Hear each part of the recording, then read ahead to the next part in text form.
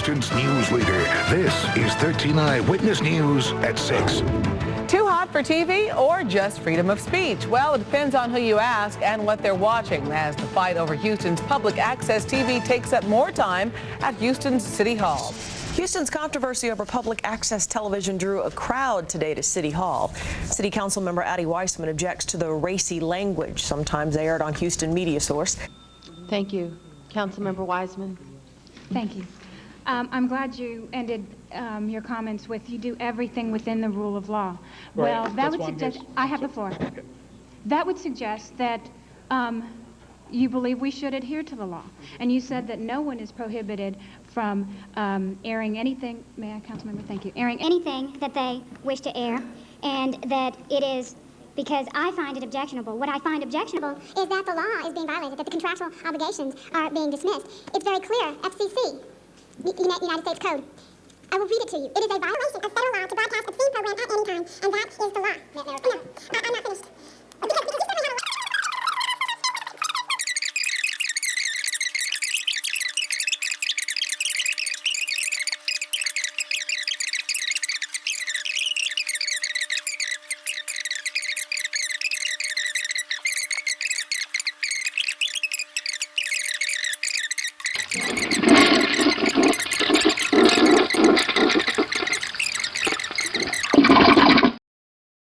Please call the next speaker. Okay, Mr. Ray Hill will be followed by Ms. T.J. Smythe.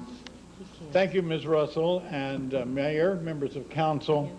I am Ray Hill, and I am the host, but not the producer, of Sex, Truth, and Videotape, a media source program that has gotten a lot of attention in the media lately, and I want to thank Councilmember Wiseman for promoting my show in the media and encouraging a large listening audience. However, I'm afraid that the listening audience is going to be tuning in looking for some pretty spicy stuff. And basically, we do an interview show. And my next guest is Pastor George. And I've been trying to figure out how to sauce Pastor George up to satisfy the expectation of my newly attracted audience. That doesn't seem likely or even possible for that matter. I know a thing or two about the First Amendment. My lawyers and I do. We have, in two separate federal cases, taught the city of Houston a great deal about the First Amendment, including the United States Supreme Court case, Houston versus Hill. And I would like to express my appreciation to the taxpayers of Houston for compensating my lawyers adequately and paying me very handsomely for the time I spent in jail in that case. And we're prepared to do that again. But obscenity occurs only and always when it is adjudicated obscene in a court. There is no prior restraint on the First Amendment. But unless you have studied Griswold versus Commonwealth's Attorney and or studied the California case that determines what the definition of obscenity is in the law, you don't have a hint about what the First Amendment really stands for.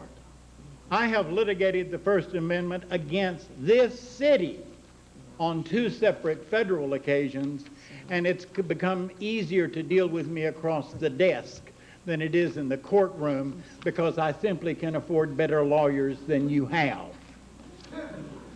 And so I regret being lectured to by someone who hasn't read Griswold or who hasn't read the other major landmark cases in that decision that defines what obscenity is.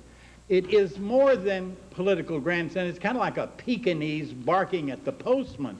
Whenever people around this table bark into their microphones and filibuster so nobody can respond to their monologues, that, my friends, is politically obscene.